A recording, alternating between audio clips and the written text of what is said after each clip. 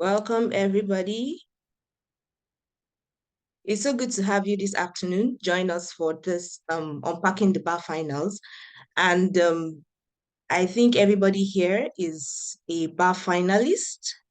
Congratulations so far on how far you've come in your journey at the law school, awaiting your call to bar. I'm already seeing you as being called to the bar, but then I know your greatest concern now for most of you is not just being called to the bar, but being called to the bar and getting awards and things like that.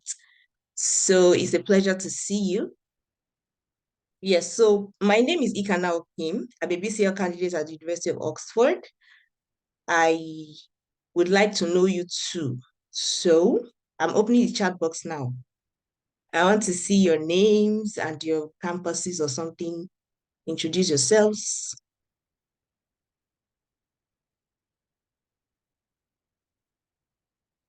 Just tell us your name and your campus. We have very little time for that, so just, make it sharp, sharp, sharp, sharp, sharp. Thank you, Shubham.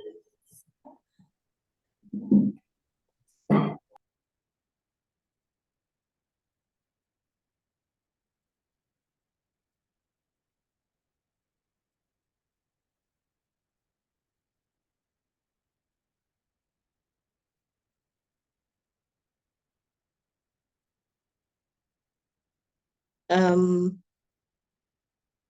I'm not able to see your names, but I think we just go ahead. There are people raising their hands. I don't know if you have access to the chat box. I'm not sure you do. Okay, the chat is disabled. Okay, that's fine. That's fine. That's absolutely fine. I think it's because we want to regulate the interactions that we'll be having. I don't know if we can get some technical help for that. The chat box is not working. It's disabled.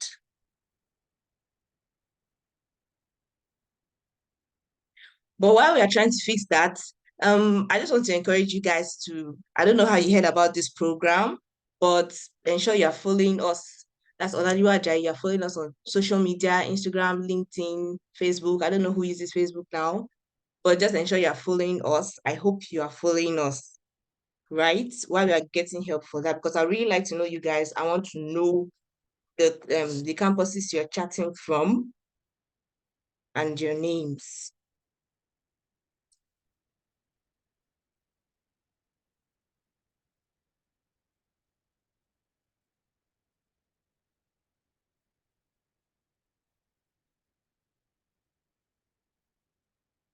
So yes, I hope you're prepared to have a swell time because we're going to be having a lot of impactful conversations in this program. I hope you're prepared. I hope you're with your biro.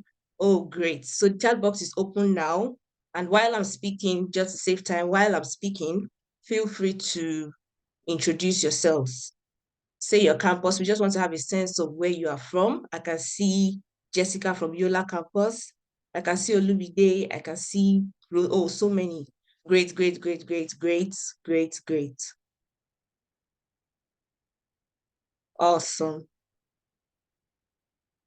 Awesome. Nice to meet you all. Nice to meet you all. Okay, so yes, this program was put together by Olaniwun Ajayi just to ensure that you have the right information before you walk into that exam hall and do, your best. I think I can relate to how you guys are feeling right now because at some point in my journey at the law school, I was very anxious. At this time before the exam, I was also very anxious. I had some guidance, but I still had some questions.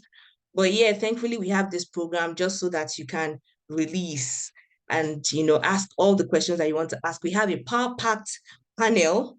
You can see that all our speakers are amazing, amazing people who have done themselves proud, who have represented their campuses and their universities, who have, put something that you should emulate, right? So they are going to be speaking with you in this program, and I think you should be excited about it. Nice to meet everybody. I can see your names, I can see your campuses in the chat box. Yes, so we'll just go right into it. During the course of this program, you're invited to send in your questions in the chat box, but try to ensure that you're not, if you have two questions, put it in one message. I don't know if you understand that.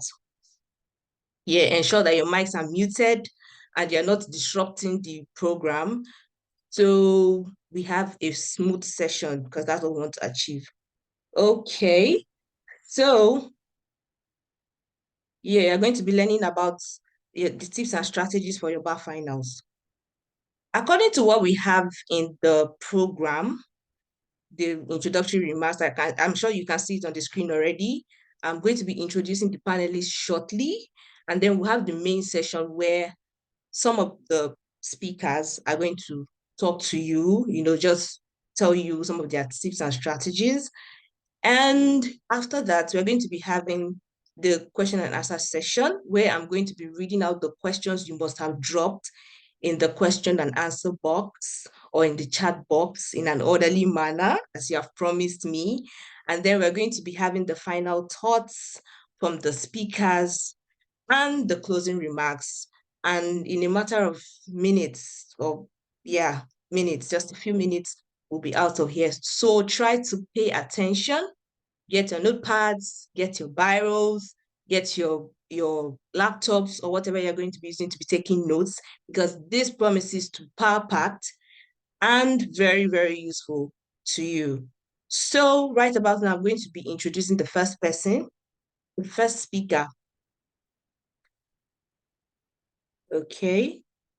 So there's something we are going to be doing here on this call. When I introduce somebody, I just want you to use the emojis to, put your hands together for them, because of course you already, from what I've said, you already expect that it's not just going to be from us to you. We have made sure that this is going to be as participatory as possible. So just try to be involved. If you're paying rapt attention, be involved. So I'm introducing the first speaker to you, Esther Omodayo, who is a double first class lawyer, first class in the university, first class in Nigerian Law School. And it will interest you to know that Esther is also an award winner in the 2022 set. And she is in the oil and gas BU, which is what we call department in Olaniwun Ajayi. She's in the oil and gas business unit at Olaniwun Ajayi, and she went to Lagos Campus. So with a sounding applause, I know I can't hear the sound, but I know what you guys are doing and I can feel your energy. Thank you for doing that.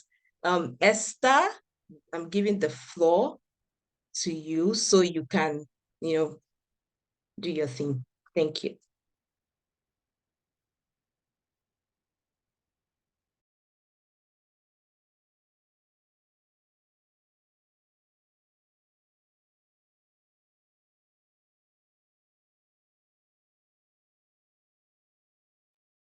Sorry, Esther, I'm not able to hear you. Yes, thank you very much, Ikana, and I'm so excited to be here. Thank you, everyone. I think we'll just go right into it. Let's just have the screen shared in a bit.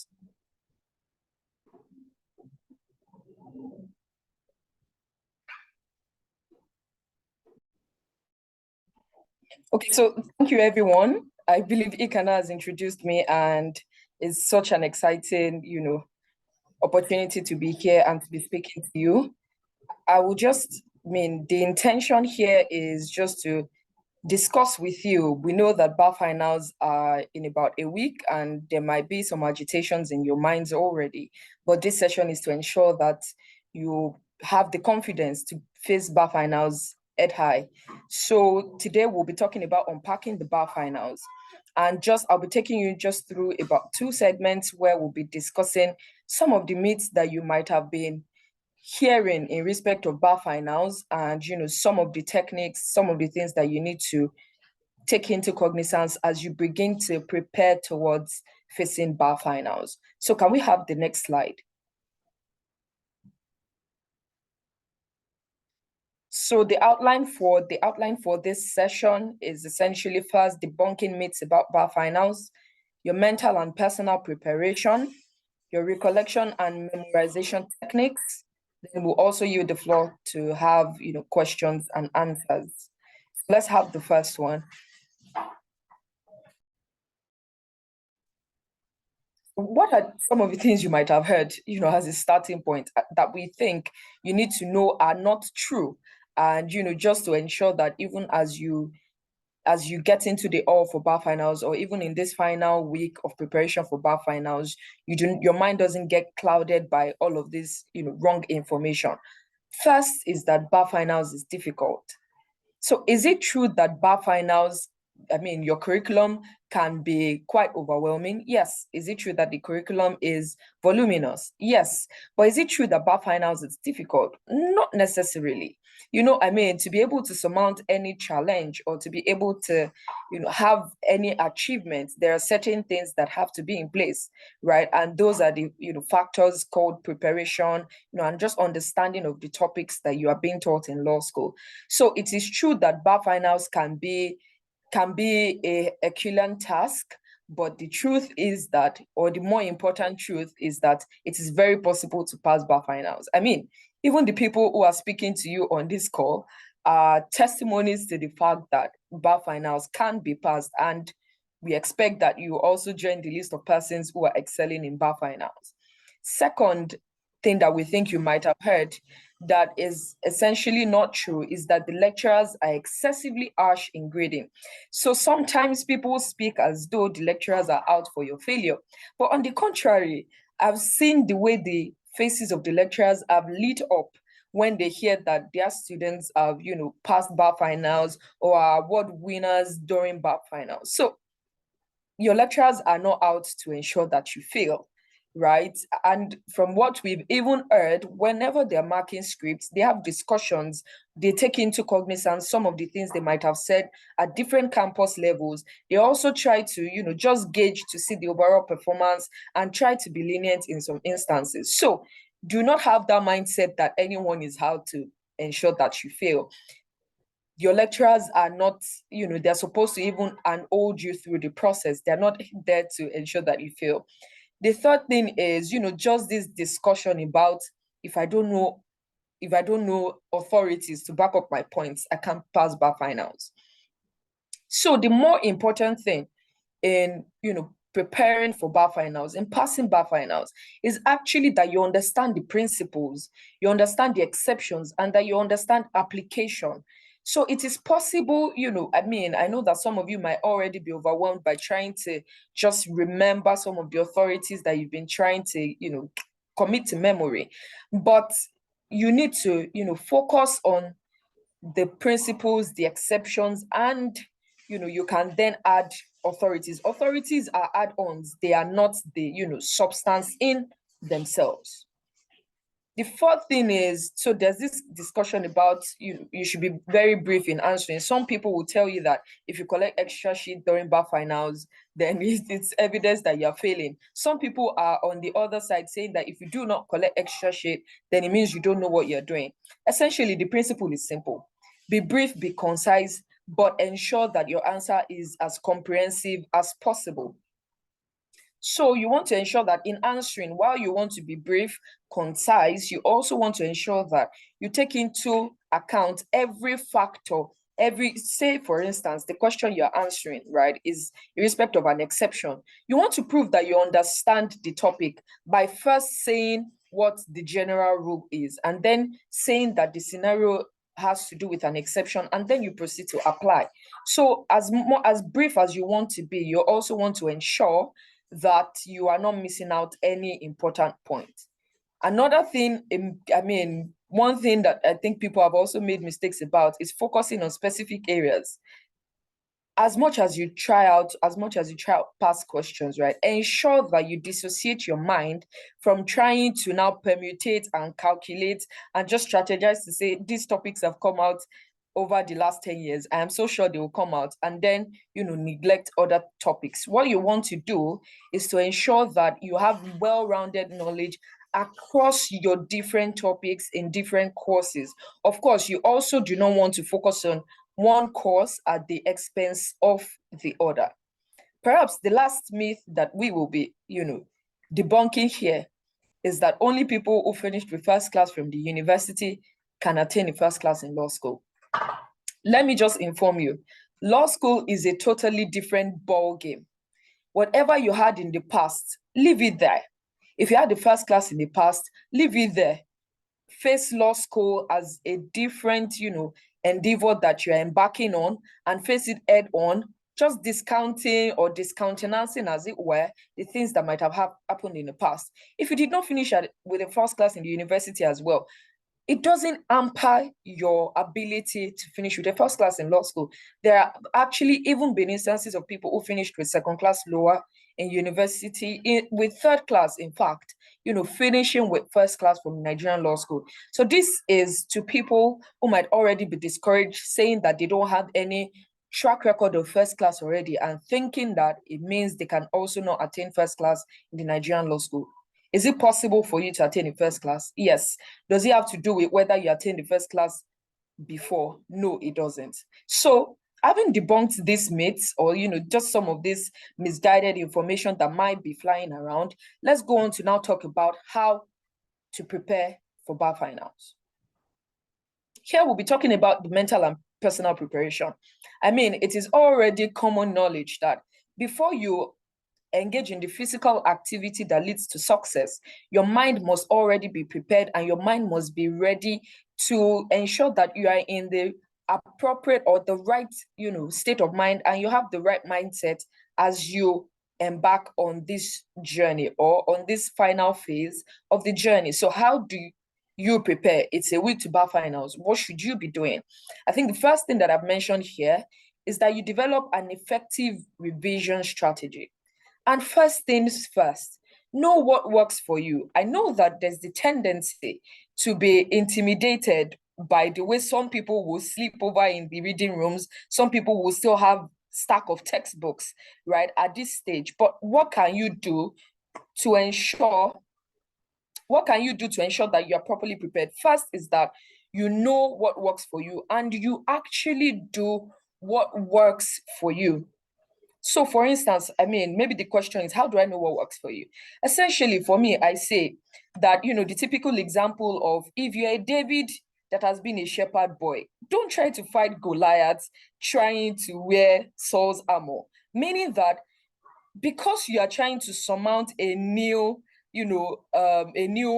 obstacle, as it were, doesn't mean that you should start trying out the armors or the weapons or the tactics that you had not used before. It is not really, so don't get intimidated, right? Don't get overwhelmed to the point where you are normally a diurnal person, meaning someone who is active during the day, and you decide to now join the nocturnal people who are active during the night, and you're doing overnight. For instance, let me use myself as a case study. In Nigerian law school, I never read overnight. And that was because even from my university days, I was not the kind of person to read overnight.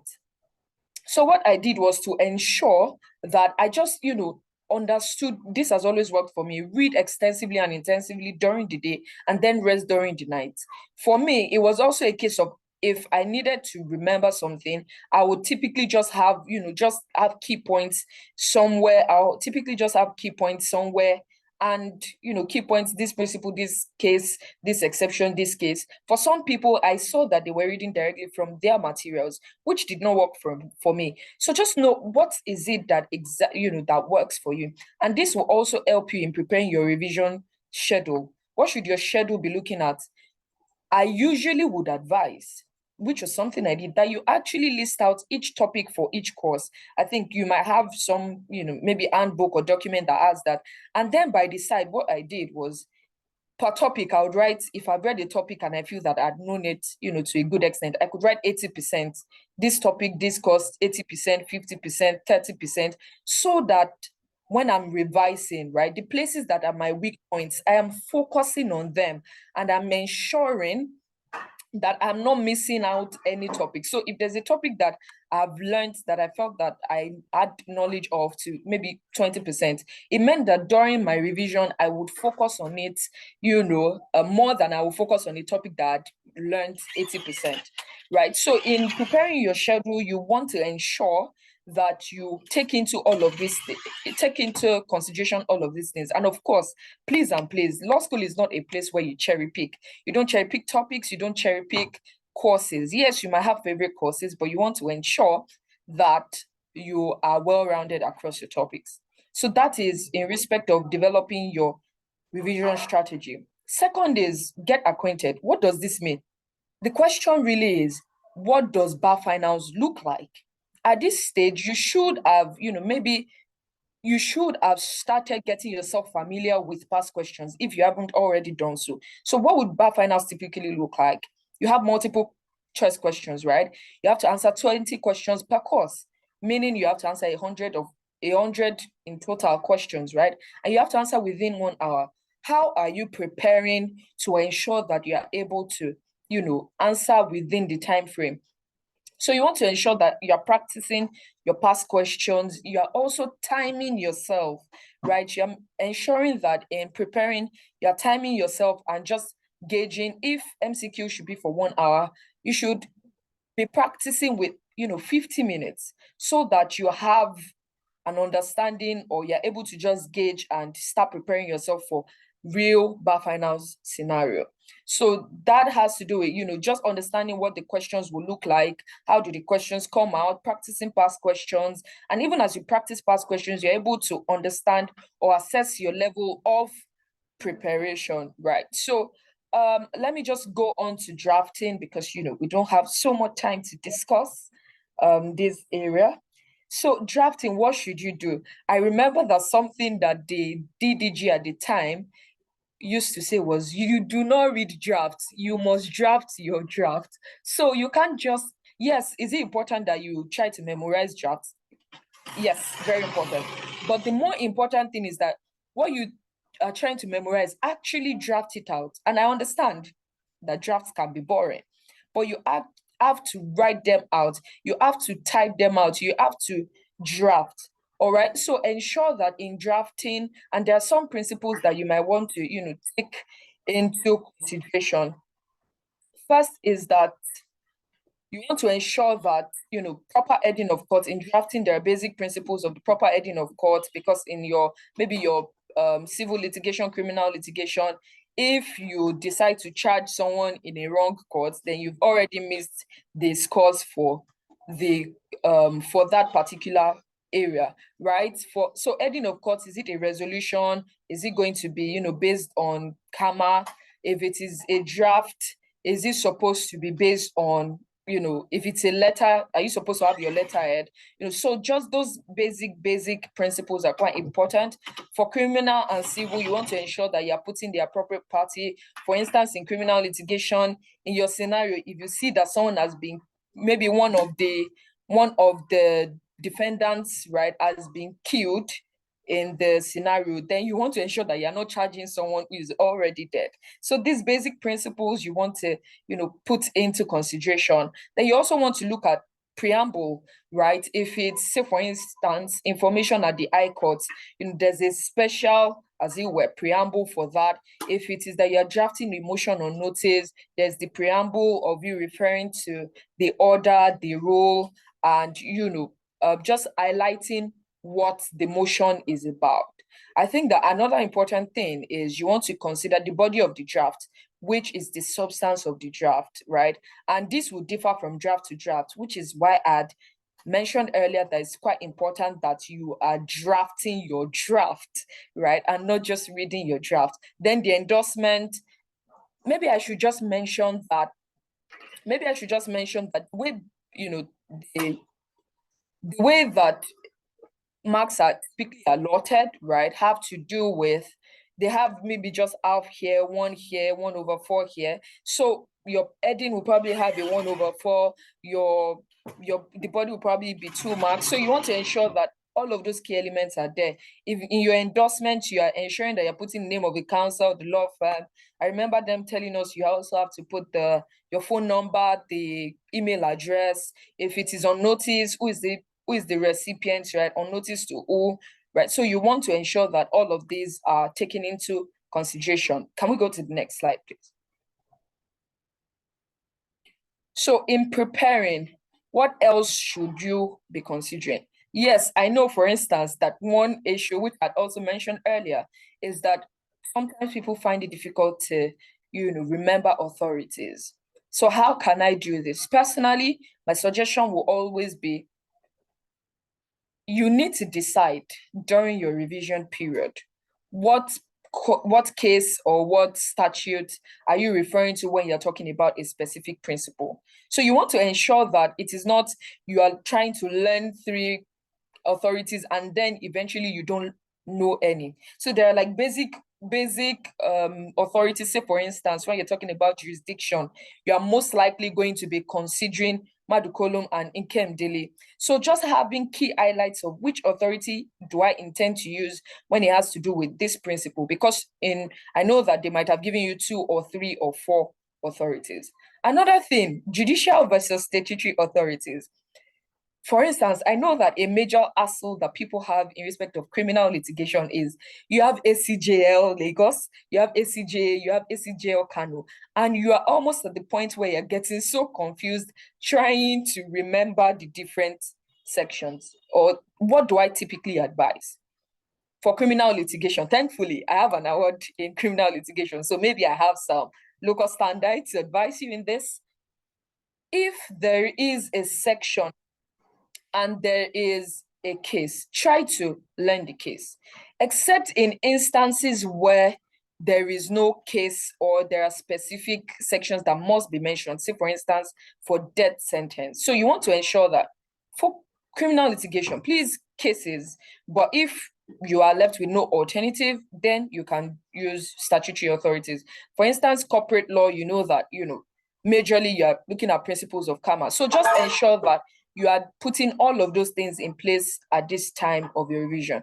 Next is study groups. It depends, again, like I said, know what works for you. Some people, study groups do not work for them. But if it works for you, you can practice past questions, with them. Ensure that you don't have a study group where all you're doing is arguing, because you don't want to get confused at this point. So explaining topics, if you have topics that you don't understand, you can have study groups to help you understand. Of course, because you are also in the system, right? They can provide a support system for you and motivation to read. Finally,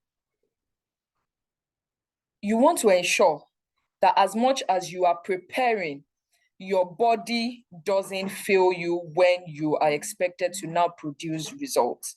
So many people read so much, neglected paying attention to their bodies, such that, all manner of instances, people were sick. I know Peter, for example, was sick during bar finals. So please don't be like Peter. Ensure that you pay attention to your health at this time. Make sure you're resting well, because sometimes stress can affect your assimilation. Also ensure that, you are able to try to eat well, sleep well. Don't listen to the stories of people who will tell you that it was because of one cause that someone failed bar finals.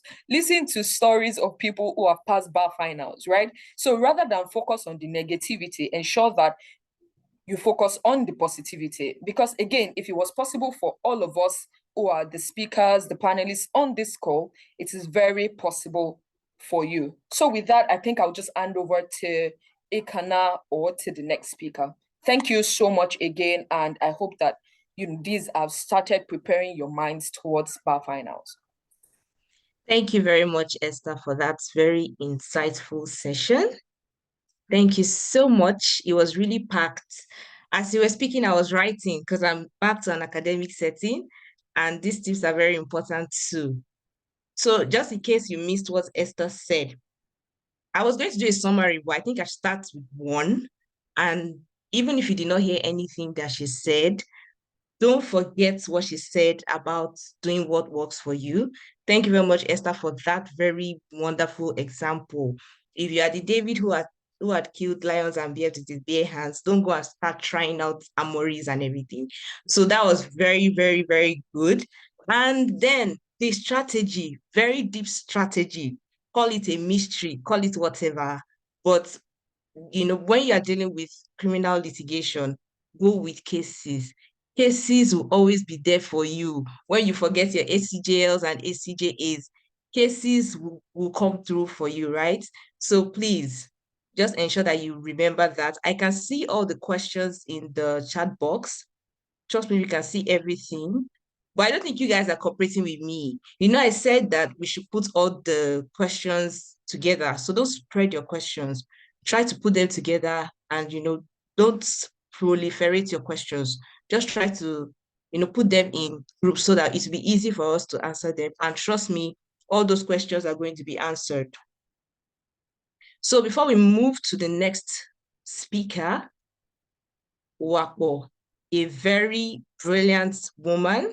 She's going to be speaking with you. I think I'll just introduce every other person whom you're going to be hearing from. So yes, Wakbo, I mentioned, very brilliant. She works with Olaniwun Ajayi in the Technology, Innovation and FinTech BU. She also attended Lagos Campus. You're also going to be hearing from Peter Abeguri. He's in the DRP, which is the Dispute Resolution Practice of Olaniwun Ajayi. First class as well, attended Lagos Campus. There's also Ebube Nsofo in the Power and Infrastructure Practice. He attended Lagos Campus as well. We have Amos Ubale. He's in the Dispute Resolution Practice. He's an associate at Olaniwun Ajayi. Also first class. I'm sure you saw the flyer. You saw that every single person there is a first class NLS graduate. So it shows that you too can do it. We also have Tamilore Labisi. She is in the Mergers, Acquisitions, and Private Equity BU of the firm. We have Obed Soludo, Government Business BU in the firm. Is in the Abuja. Okay, he attended the Abuja campus. I think it's the Abuja office as well. So yes, get ready to hear from all these people. But we're going to be hearing from Wakbo Ekpaga now. So as is our practice, I want to see the hands and the energy. This room is already very fiery. You would agree with me that you are, getting wisdom here and there. So I'm yielding the floor to Wakbo. All right, thank you very much, Ikana. And hi, everyone. Welcome once again to today's webinar. I'm sure you have learned so much so far from what Esther has said. Okay, I will be talking on recollection and memorization techniques. And, before I delve into the techniques themselves, I just want to give a brief story. During Bar Finals, there was someone that sat very close to me, and she kept asking for answers to the Bar Finals questions from everyone around us. It was very distracting. For her to have gotten into the exam hall, I want to believe that she had read. She had read, and she was confident enough to enter the exam hall. But her problem must have been recalling that which she had read. So recollection is key. Remembering the content of what you read is essential for excelling at your Bar Finals. This brings me to the first technique, which is meditation. And this was a technique I actually got from a lecturer while I was at the University of Lagos. She had said, when you are reading, don't just scan through the document. It's something that you're required to actually understand what you read, think through what you read. You can take a walk around where you are around the campus and just reflect on what you read. Or what you can do is, after you are done reading a particular topic, just pause. What does this topic mean to you? So for example, let's say I'm reading forms of business organizations under corporate law practice. Now, I will think of what this means to me. I'll try to give a practical example. So first of all, what's the rationale behind the inclusion of this topic in the law school curriculum? Well, after law school, I'm going to be met by people who want me to help them incorporate their businesses. So what are the different forms? If someone comes to me and they say, oh, they want to sell a particular product, or another person comes to me and says they want to form an association for promoting sports or arts, that's where this topic comes in. So it's very important that you think beyond the details in your books. That way you bring it to your understanding and it's something you can connect with. And this brings me to my next point, which is jotting. What are you jotting? You know, law school is very bulky. Law school materials are very bulky. There's a lot of information to read. You cannot possibly jot everything, or you cannot just make bullet points of everything. What you can do is jot your understanding of what you read. So if I have a practical example of a particular topic, what I would do is I'll put that, I'll pen that, my understanding down, and then what I am summarizing will now be, and then I'll put, bullet points of key things in a particular topic. So I'm not writing the whole book for myself later to read later on. I'm jotting down my key points. So it's very, very important. And jotting, the things that you jot can be referred to later on in case your memory falters. And the third technique I have here is self-testing. So what do I mean by self-testing? From time to time, ask yourself, what is the mode of execution in Lagos State? Ask yourself, what is the procedure for altering the memorandum of a company? So you just ask yourself periodically, ask yourself questions. And this one, you're not looking for this technique, you're not looking at your notepad, you are recalling from your memory. And this actually helps to strengthen your memory. The fourth technique here is mnemonics. And I really, really benefited from this technique. It really helped me in law school because I sing. So I thought of how we learned ABCs and 1, 2, 3s and multiplication in primary school, and it was also the use of songs. So I figured that if I could form songs with the information that I learned in law school, it would actually help them stick more. So I formed a whole lot of songs, a whole lot of rhymes with law school information. So that would really help you. Or you could develop acronyms. So acronyms are basically you using like the first letter of a word and then creating like this phrase, with those first letters. So for example, let's say you are reading foreign portfolio investment. Now there's the procedure for a person who wants to invest in a company from a foreign country. Now I would read the key letters. I'm sure you guys know acronyms, but I'm just giving an example. So you would read the key letters in each stage of the procedure. So the first key letter is allotment. So application for allotment of shares. So you apply for shares to be allotted to you as a foreigner. The second one is the board gives its approval. The third one is you import capital. So that's ABC. So with that, you already have an acronym. And those acronyms are the things that you can learn. And when you get to the exam hall, you can just jot those acronyms down on, maybe the first, if there's anywhere you can just jot it down so that you can always refer to it if you need to, when you need the information. And that brings me to my next point, which is repeated recitation. This is kind of connected to self-testing because you are recalling things from your memory. But with this recitation, I could be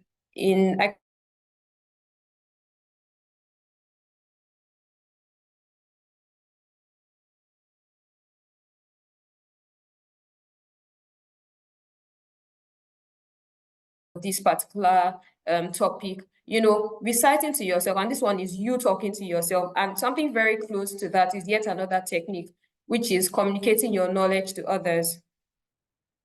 Communicating your knowledge to others. I found that teaching is actually a very, very helpful technique. When you teach people things, it actually helps information stick better for you because you remember in the exam hall that, oh, I taught this person this particular topic, I taught them a particular principle at this particular point in time. So what you can do is find somebody around you that is struggling to learn a particular topic, or just, look for someone and ask them if they are struggling in any area and teach them from your knowledge. And it really helps you. It could really help with your recollection of your principles. Another key technique, and this one is something I discovered, I don't think I ever applied this in university, but I applied it in law school. It was identifying common denominators. And it's very helpful, especially for corporate law. What I mean by this is there are similar things, or there are similar features of across topics. So I'm just going to give a scenario so you don't get confused. Now, let's say I read directors, I read about secretaries, I read about auditors, And you see that the modes of appointing them are kind of similar. So how do you distinguish them? You can put, what I did was to put directors, secretaries, and auditors in a table. And then I decided to identify the mode of appointing a director and the mode of appointing a secretary. So how they appoint the first directors, you can see you can identify the similarities between appointing first directors and appointing secretaries. Then you notice that appointing subsequent secretaries and directors are different. So in essence, just group similar information together and try to look for the distinctions between them. It would really go a long way. Another example is, the use of special resolution. You see special resolution in different topics. Now try to see where special resolution comes under and put everything together. So basically categorize information. And that brings me to my final point, which, it's not really a technique, but it's something that really helps with your memory, and which is getting enough sleep. I know Esther had talked about this point, but I just want to add something to it. I found that whenever I sleep, I get enough sleep. Of course, you should not sleep too much. I mean, you're writing bar finals very soon, but getting enough rest cannot be overemphasized. Ensure that you sleep on time and you get enough rest. Now, whenever I sleep enough, I find that I'm able to recollect things that happened to me even as a child. So it's very, very important that you sleep. It even helps you to process information more and to understand your notes better. Another thing is to eradicate fear. I know Esther also talked about this one, but it's something that, fear can really, being scared and panicking during exams could actually really affect your performance. Now, this is a week to bar finals. This is not the time to stay around anybody that's saying bar finals is difficult, or do you know how many people have had to write the receipt exams? This is not the time to stay around such people. This is the time to stay around people that are saying first class is achievable, first class is easy. Do you understand? So it's something that you should prioritize at this time. People that cause fear or incite fear in you should actually be ditched at this period. So you should stay around people that will boost your confidence in your abilities in law school, or to write the bar finals rather. And avoid excessive anxiety. Do whatever you can to ensure that you are confident and that you write well and that you are not scared about bar finals. If bar finals were so difficult, you would not have 7 panelists that you have today that all finished the first class. And there's more where that came from. Okay, we're over 100 that finished with first class during my set alone. So it's very easy to finish with a first class. You should not aim for a pass. I know a lot of people, in fact, even in my room, there were a lot of people that wanted to just finish with a pass. That was their goal. But for you to have joined this webinar, it shows that you want to finish with a first class because you came to hear from us red schoolers. So aim for that first class and don't let anybody tell you that you cannot achieve it, because you can. All right. And I just want to also add something that I realized I didn't include. So I had mentioned that you should communicate your knowledge to others. Apart from teaching people, you can also converse with legal principles. I know in my room back then, it was a common thing for us to use the mode of execution to, make jokes like, I hereby sentence you to death by lethal injection. So you can include those. And I know someone had asked a question, I saw it in the chat box, of how to remember cases. You can make stories with those cases. You can, find a link between the name of a party and something that happened in the case, maybe just like a word in the case and then the name of a party in the case, and link them together. So establish links or create stories with names of parties. That way you would definitely remember the cases. Okay, I hope this has been very helpful for you all, and it was lovely speaking here today. Thank you very much. Oh, yes, I'm sure that must have been very, very helpful. Thank you very much, Uwapo. Uwapo re-echoed something that I always say when I have the opportunity to talk to aspirants to the bar, and that is always try to teach other people. I know it's beneficial to the people you are teaching, but it's more beneficial for you because I don't think people ever forget what they vocalize. And it's just a faster way to learn and a faster way to retain. And then you also have to watch your goals. Wapo mentioned it, but I just want to emphasize more on it. Watch your goals. If you aim for a 2-1, you might fall to a 2-2. If you aim for a 2-2, you might fall to a first class. So if you are here and you're like, I just want to have a 2-1, I just need a 2-1, let me just pass. I think you should restructure your goals. Just ensure that you're aiming for a first class so that even if anything happens, you can be on its own. Your goals matter. They would dictate how you dedicate your time to your studies and how much you have to put into this. So aim for the best. You can do it. You can do it. Thank you very much, Uwapo. We are going to be moving to the next. Yes, before we move to Peter, please, if you have your questions in the chat box, I think you should locate where the Q&A box is and put it there, just so that we can have it more structured. If you can do that, please, that would be very appreciated. Peter, I'm yielding the floor to you, of course, as we have learned to do. Yeah, thank you, Kana. Peter, yeah. Yeah, thank you, Kana, for the wonderful encouragement so far. And thank you, Esther and Wako. I feel like both of them have said a lot, and this is just like add or supplement whatever they have said. Esther has spoken to the need to pay attention to details in the bar finals, and that's where I will start from. So really, my civil litigation lecturer back in law school, Lagos Campus, that is, I think Mr. Olaniwun Ajayi will tell you that whatever you do for the 9 months prior to bar finals really is not what determines what you graduate with. What matters is those 3 hours that you spend in the bar finals. Like in the exam, what matters is those 3 hours, and that's what I'm here to speak to. So what do you do in those 3 hours that you have? Fine, Esther has spoken to how you should prepare, how you should mentally prepare, how you should take enough rest and sleep. Wako has spoken to how you should recollect principles and cases and authorities, memorization techniques. But really, you need all those things for those 3 hours. So what should you do in those 3 hours? So my session will just teach you how to answer questions in bar finals. So prior to my resumption at law school, I was speaking to a senior, and what the senior told me was that, and I tell people that I have the opportunity to speak to, the Nigerian law school knows everybody's going to read, right? Everybody's going to burn the midnight candles. But what really distinguishes the very good student from the average student, so to speak, is your ability to write properly structured answers, your ability to articulate your thoughts, and your ability to answer what you are asked in the exam hall. So really, there's no doubt that all of you guys have read. There's no doubt that you currently in the law school from all 7 campuses are like burning the midnight candles every day. But how do you answer the questions in the bar finals?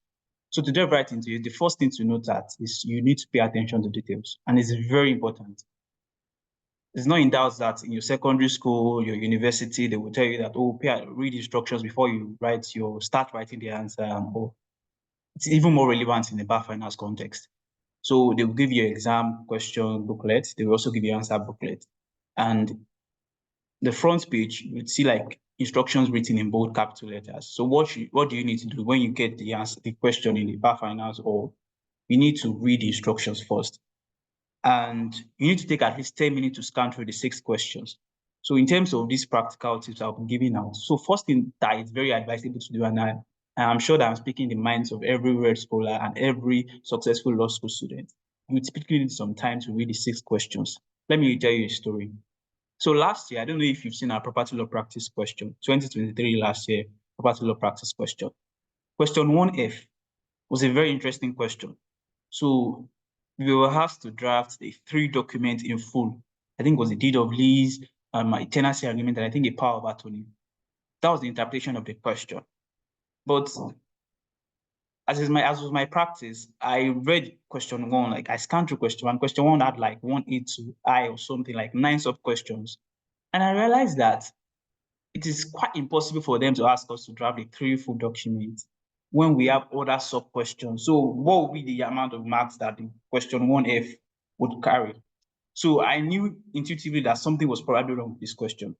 And I was able to do that because I scanned through the questions. I saw that, oh, question 4, which is the other compulsory question, I could answer it properly and speedily at that. So I just jumped to question 4, right? And they came back later to say, oh, question 1F was a mistake. but just has to draft a concluding and introductory part. Thankfully, I knew that because I took some time to scan through questions. Like, unfortunately for some people, they just jumped right into answering the questions, and they were very like disturbed when they came back to change the direction of the question. And I will say that, and I would argue that, and I think I'm sure to say that if I started answering that question, one question, I might not have probably gotten my prize in property law practice. So I would say that, yes, there's a direct link between me reading instructions in the exam hall and me getting that prize in property law practice.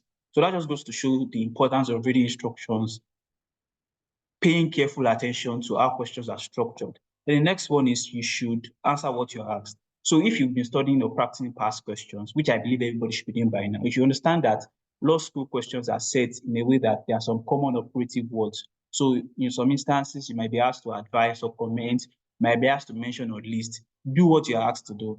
So for courses like criminal or civil litigation, you start to say, oh, is this action proper? Is this action lawful? Is it valid? Is it legal?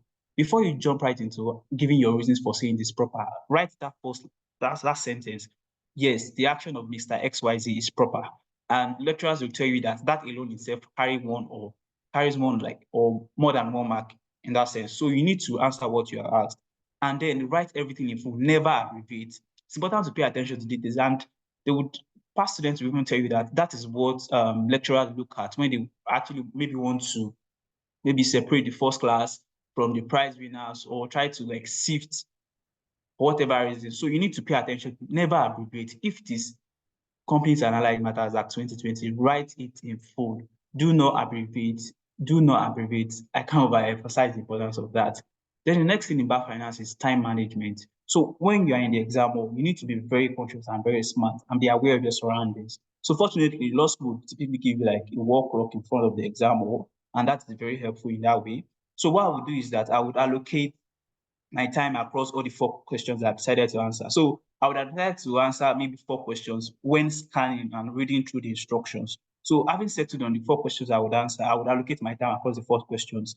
And naturally, the compulsory questions will carry all the answers, like more than other questions, like in terms of the time I allocate. So really, question 1 is the first compulsory question. Question 4 is the second compulsory question. Let's say, for instance, so I'll probably target 2 hours, 30 minutes to answer all the questions, which I'll give 10 minutes for reading through the instructions. So that leaves it at 2 hours, 40 minutes. Then the other 20 minutes to probably read through my answers and maybe add or supplement any other thing. So let's say, imagine my target is 2 hours, 30 minutes.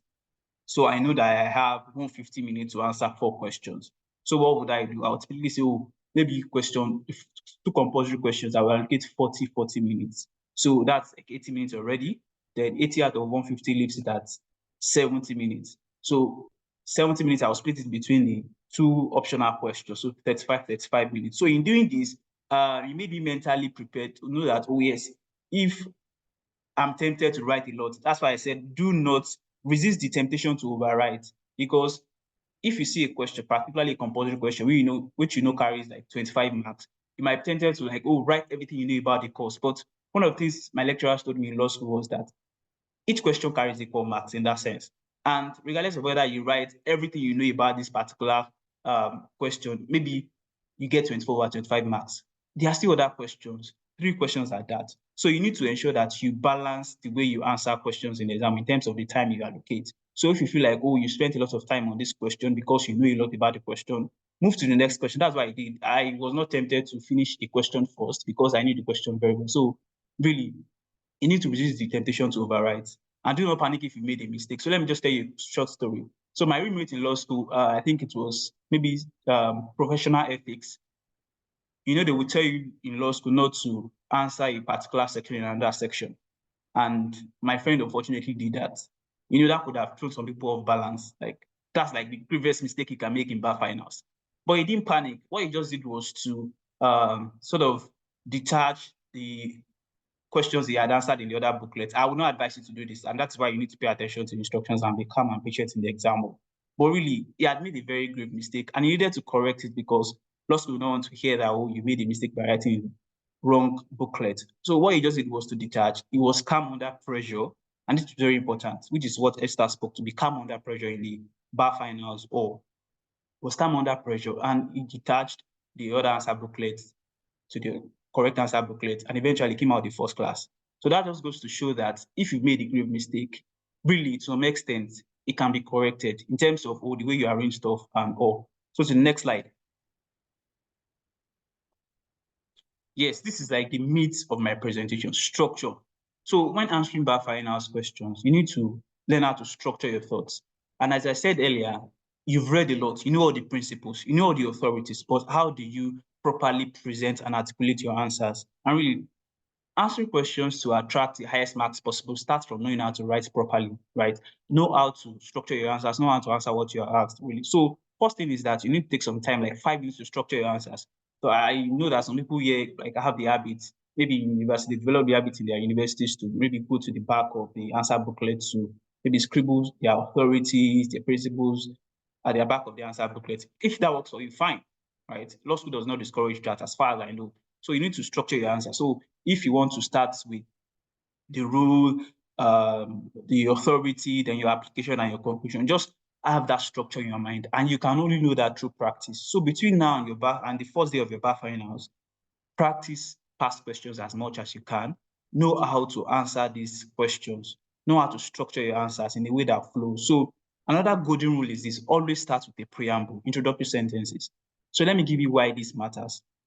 Imagine a scenario where your previous question, you remember something that you should have added, and which you deem very important, and you didn't leave any line, like you just left like 2 lines before the next question. I needed to write that in, so you write it now.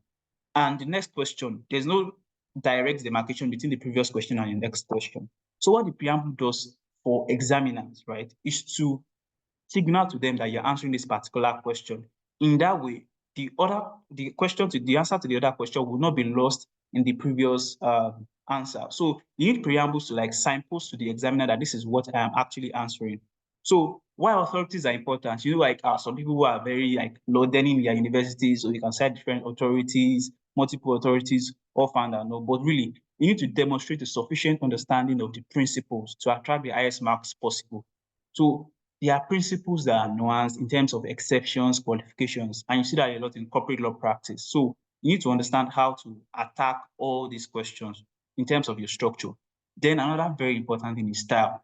So one of my mentors in law school, while I was in law school, will tell you that style matters a lot in terms of your full stop, commas, semicolons, colons, arrangement, in terms of organization and all, because really that's what distinguishes the just average students from the first class students, right? Or even the prize winners. So I was very particular to the extent that, oh yes, if I'm not listing a set of items, I would say, oh, let's say, for instance, the question is, what are the regulatory bodies that would apply to this scenario? So we start with your preamble. Your preamble will say that the following are the regulatory bodies that would apply to this scenario, colon, 1, 2, 3, 4. NAFDAC, in full, Nigerian Agency for Food and Drug Administration and Control, Corporate Affairs Commission, and maybe Standards Organization of Nigeria. In full, then you put full stop. So in that way, you are structuring your answers, you are making your answers presentable, and that brings me to the next point. Really, in bar finals, you don't really need to have like a very beautiful handwriting. You just need your handwriting to be legible. And one of my seniors was telling me the story that she knew that she didn't have a good handwriting. So what she did was to ensure that anything she wrote in bar finals was legible and clear enough for the examiners to mark. And some people will even tell you that if your handwriting is not good enough, I think Mrs. James used to tell us in Lagos Campus that if you know your handwriting is not good, write in capital letters. They are lenient and they are merciful enough to mark it for you. So really, you need to ensure that your handwriting is legible in the exam hall, because examiners are human beings too, and you don't want to annoy them by the way you write. So this speaks to the other point I've said too. Deliberately leave 2 lines or even more before your next question. This is very important in case you remember anything that you forgot while answering that question. So the next slide. Yes, so this is another important part. Really, what I've discovered, or what I discovered back then in law school, was that the way you approach each course matters, right? And each course, to my mind, seems to have like different format or in terms of your preparation. Fine, Esther had spoken to criminal litigation a bit in the sense that if you have a statutory authority and a judicial authority for a particular principle, it's safer to go for the judicial authority, which is true because statutory authorities in criminal litigation can be confusing. That rule might not apply to civil litigation because in some instances, it is just the statutory authority that will be very fitting for the particular principle that you want to apply in your question. So you need to understand the nuances of answering each questions in each course. So for criminal litigation, you know you are not likely to escape drafting charges as question 1. And you need to master charges drafting through practice. Take some time to read the scenario. It is fine if you don't understand the direction of the answer upon first reading, and which is compulsory. Now, the reason why first reading is compulsory is this. It helps you to have a sense of first, the type of drafting you are, the type of charge you are drafting. Maybe it's an information, a charge, a first information report. Enables you to know at a glance the number of defendants you are actually charging. Enables you to also see whether there are punishment sections there, right? So let me give you a story. Last year also, my criminal litigation, I tell people that I think one of the exams that I wrote that I was so unsure of was my criminal litigation. Let me tell you why. So when I got the question, I read the charges scenario. I said that, oh, this is a very interesting question. It's a bit tricky because there are like tons of items that were stolen. So how do you ensure that, oh, you don't offend the rule of duplicity? I struggled with the question, really, because of course, tension, pressure, and but I still struggled with the question. So what did I do? I left this, like some lines, like I left space, like big amount of space, and I moved to the next questions. So when I finished those other questions, then I moved back to my charges. That time I was much calmer and I knew what to do. And thankfully it worked for me, although I still panicked after the exam. But really, you need to be calm in the exam more, and you don't want to panic even if you think you've made a mistake. And really, if you see any question and you're unsure of the answer, write the answer that you are most sure of in that context. You don't know the answer that the law school will set for, and law school lecturers will tell you that sometimes they debate marking schemes or the marking guides. So you don't want to just refrain from writing what you think is the correct answer because, oh, people will think that this is not correct or not. Sometimes law school might have 2 valid answers for a particular question. So you need to just go into the bar finals or confident in the what you know. Do not be distracted or intimidated by whatever your mates or your friends tell you prior to the exam. Then I don't think I need to speak to all the criminal litigation tips because I believe Esther has spoken to most of them. Then civil litigation, just a quick point. It does start with the concept of jurisdiction, to my understanding, because really, if you miss the concept of jurisdiction or you don't actually understand what jurisdiction entails when it comes to civil litigation, you are most likely to miss other questions in the other sub-questions in the question. For instance, you see that from past questions, the first question that they would typically ask is that, what court would have jurisdiction over this, or in what course will you commence the matter? So if you miss that particular question, it's likely that all the other questions will be wrong. For instance, if you are not properly able to diagnose that, oh, this is a banker-customer relationship, and you think it's just restricted to banking policy, your answer will just be strictly federal high courts. But imagine you did not read properly and the answer was actually banker-customer relationship. Like this concurrent jurisdiction, it's either the federal high court or the state high court. Let's now imagine they ask questions pertaining to the provisions of the high court rules of Lagos State, and you feel like, oh, this is just federal high court. Now, why are they asking about high court rules of Lagos State? But it's because you did not understand the concept of jurisdiction properly. So I would advise that you, before civil litigation exam, just revise the topic jurisdiction, then try to recall your authorities. I mean, the locus classicus for some of these principles. Then for corporate law practice, really, comma should be your best friend, right? And while it is not advisable to cram comma sections, because really, cramming might not really help when it comes to bar finals, as far as I know. But understand the sections such that you do not miss any critical components when articulating your answers. Let me give you a practical example. So you know that failure to give notice for general meetings will invalidate the meeting. But you know there's an exception, right? So failure to give notice, I think section 245, so the meeting will be invalidated. However, if the failure to give notice was as a result of an accidental omission or a misrepresentation of accidental omission, but there's still another qualification that says that accidental omission will not arise where you actually misrepresented the articles or the provisions of comma. So in that scenario, if they give you a question relating or a scenario in that context, you don't just say, oh, because they failed to give notice, then the meeting will be validated. You need to go ahead to address maybe whether there's an exception, there's a qualification to that. So in that way, you've not actually like crammed what Kama said word for word, but really you have demonstrated sufficient understanding of the major principles or the major components of that particular section. So I'd advise that for most notorious sections in Kama, just probably find a note that speaks to, oh, these are the components of the particular question. Then practice your draft. Esther has spoken to that. Practice your draft. You don't want to ignore like where it's possible to get the highest marks possible. So the next slide, please. Then property law practice, pay attention to details. I think we have said this over and over and over again. Pay attention to details. Then ensure you learn the locus classicus for notorious principles. So for rent, Odutola and paper sack. So all those locus classicus, please ensure you put them in your answers. It's very important. Then there's this thing about property law practice, and most law students, I think current sets, like I'm reaching out to me. So how do I structure my property law practice answers, particularly for Lagos campus? Because you know the way they teach them in terms of answering property law practice questions. So this is what I would just advise, really, because the 7 campuses are writing the same exam for property law practice. So what you need to do is that it's advisable for you to be very clear in terms of your principles. So back to the Lagos campus, they will typically advise us to start with generally. So when you start with generally, your general principle, and the reason why they say we should always start with general principle is such that you don't jump into conclusion straight. Because the way the property law practice questions sometimes are structured is that there might not be a really direct answer, but there might be 2 possible answers. And that's why I said that if you are faced with similarly ambiguous question, answer in line with possible scenarios. So you really need to attack it first with your general principle, then you, of course, apply and then you conclude. Professional ethics and skills is very methodical.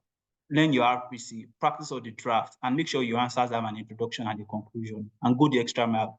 Learn RPC. You can't overestimate the importance of RPC. Then next slide.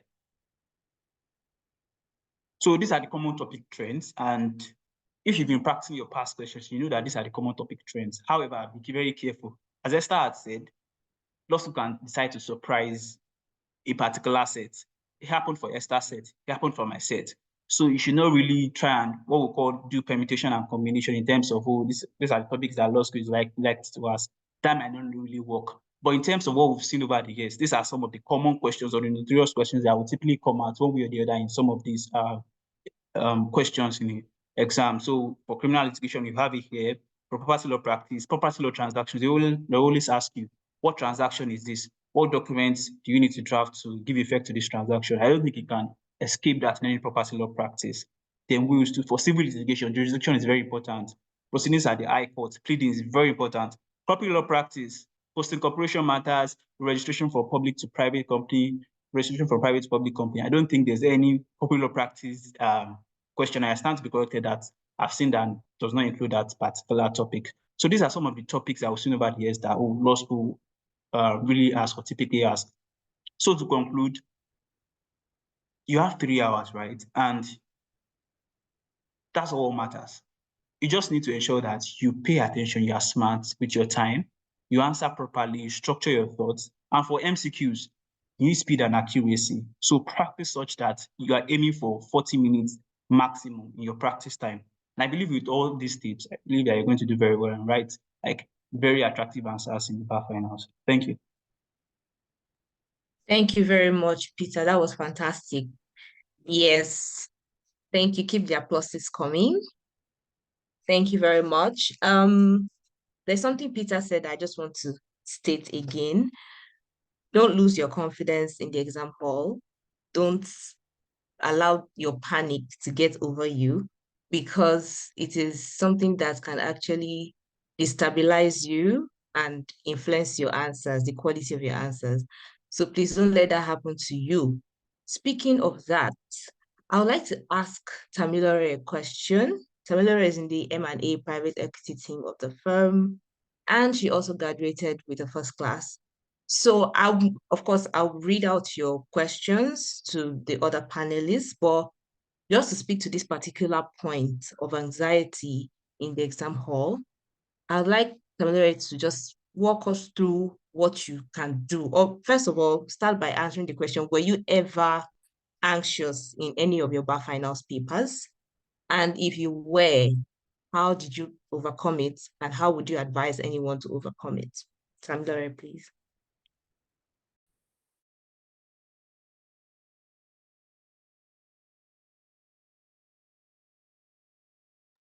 Hi, Tamilore. I can't hear you.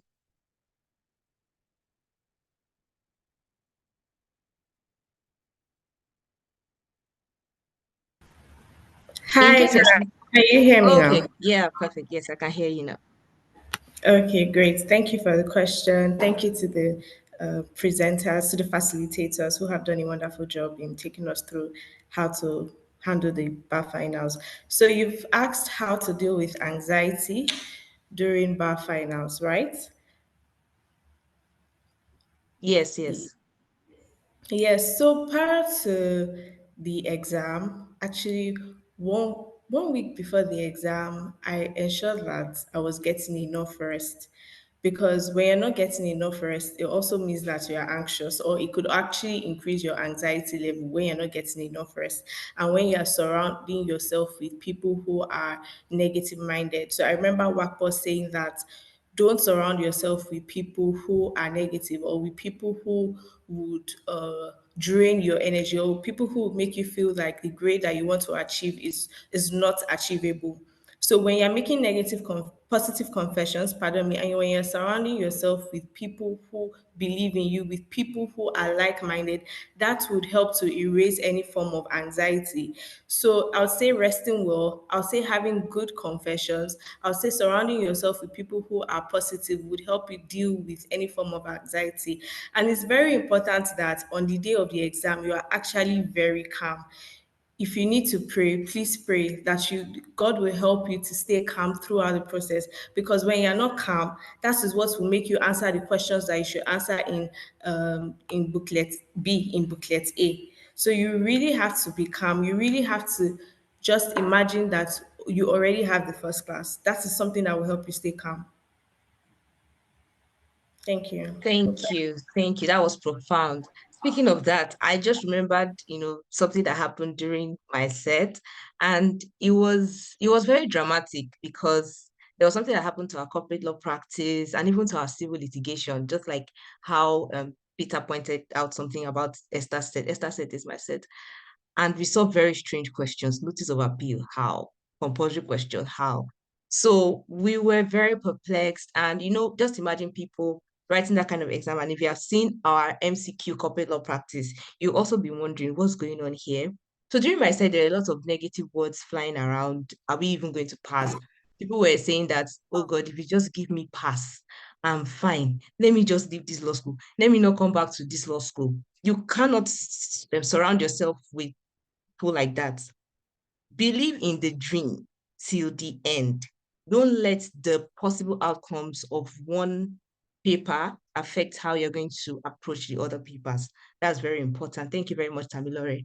Ebube, I want to ask you a question that um, Peter had mentioned. He had said something about it.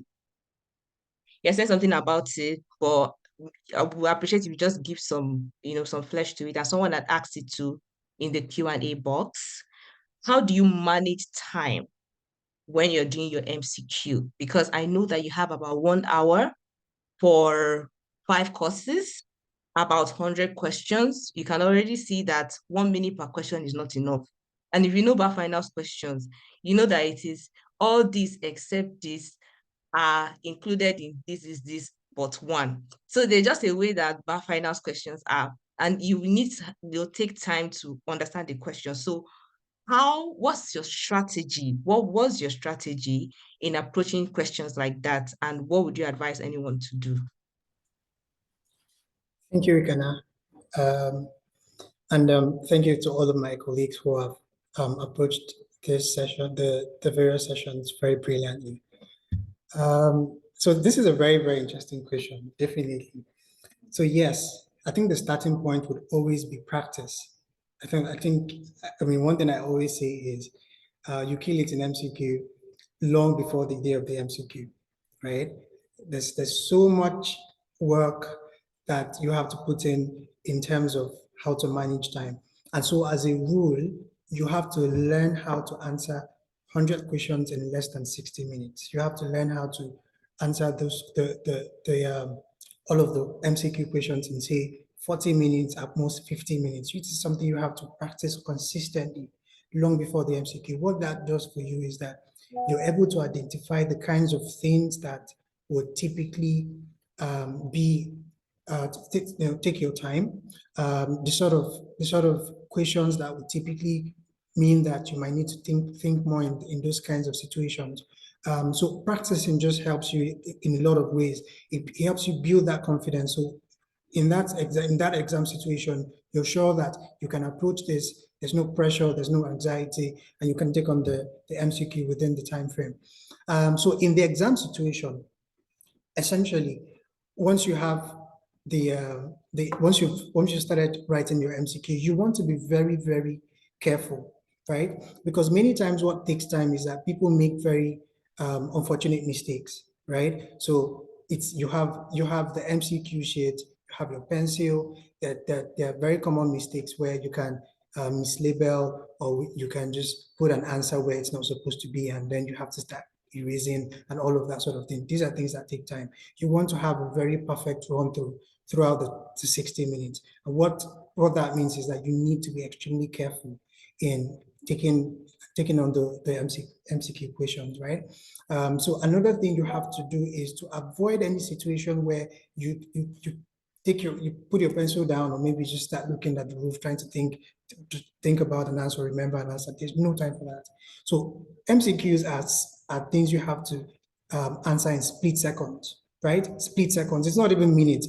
You don't have 1 minute for a question or anything like that. Split seconds. So what that means is, if there's something that's not coming in, just leave it, move to the next thing, right? But very carefully, remember, very carefully, as you're leaving out a question and you're moving to the next one to come back to it, you have to be very careful about that, so that you don't put an answer in a question where you're not supposed to put it in.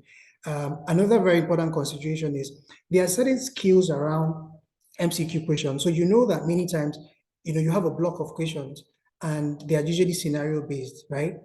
So the rule of thumb is, you have those sort of things, leave the scenario, go to the question, because many times, you don't need to even look at the scenarios before answering the questions, many times. So you can just answer the question without looking at the scenario. So go straight to the question. If the question requires you to then look at the scenario, then you can go back to the scenario and look at it. So those are some of the things that come to mind, and very important things you need to take account of. But like I said, practice. You need to practice MCQ. So if you've not been doing your MCQs, this is a very important time to start. You need to train yourself in terms of how you, getting it done before 60 minutes. Ensure that if you don't know a question, just leave it, move to the next one. But of course, very carefully, and just be very strategic around how you answer the questions. You don't need to read everything, right? You have scenarios, leave the scenarios. Just goes to the question. If the questions then need you to go back to the scenarios, you can then go back to the scenarios. I think these are important points to take note of. Thank you. Thank you very much, Ebube. Camila wants to add to what you've said, but before she goes ahead to do that, I'll just chip in. When you're practicing, you still have time. Don't think you don't have time before your exam to practice. But when you're practicing, use less time to practice. So try to answer all the questions in maybe 50 minutes. If you're used to doing that, then 60 minutes would be something that you can always do. So Tamilore, you can add to what Ebube had said, but before you come up, please, if you have questions, put them in the Q&A box, because that's where I'm going to be pulling my questions from henceforth. Thank you, Tamilore. Thank you, Ebube. Thank you, Ikana. So just to add to what Ebube has said, yes, you really need to practice your MCQ, timing yourself. So on the day of MCQ, I realized that in Lagos campus, wristwatches were not allowed. I was dumbfounded to find out that wristwatches were not allowed, because nobody told me that wristwatches were not allowed. If not, I probably would have taken time management more seriously. So I don't know about other campuses, but in Lagos campus, for all of the exams, you're not allowed to go in with a wristwatch. So I would say that find your way to stay in front of the wall clock. What you have is just a big wall clock. The truth is that not everybody will get to see that wall clock, depending on where you're seated. So I was lucky enough to get a front seat directly in front of the clock, so that I was able to see the clock. So if you're in a campus where you are allowed to sit anywhere, you're allowed to choose your seats, please sit where you can easily see the wall clock so that you can time yourself. Also, For MCQ, you know that you have 100 questions. I practiced my MCQ with 30 minutes instead of 1 hour, so that on the day of the exam, I was able to answer my questions, I think within 30 to 40 minutes, and I didn't have to rush. I had time to even go over. So right now, if you haven't been practicing timing yourself, please start doing that, practicing with 30 minutes. The same applies to your theory. So you have 3 hours for 4 questions.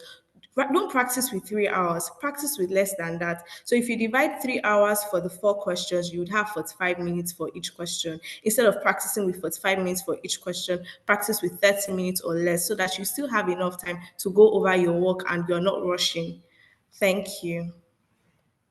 Yes, Tamilore, Obed wants to say something, but before he goes on to say that, I think this MCQ is a very important issue because everybody seems to have something to say, and it forms a very huge chunk of your total scores. So I think this is very okay that we are doing this. So when you're practicing your MCQ, endeavor to practice shading. Don't just write A, the answer is B, because it's not the same speed. You can't adequately time yourself using the ABCD thing on your jotter.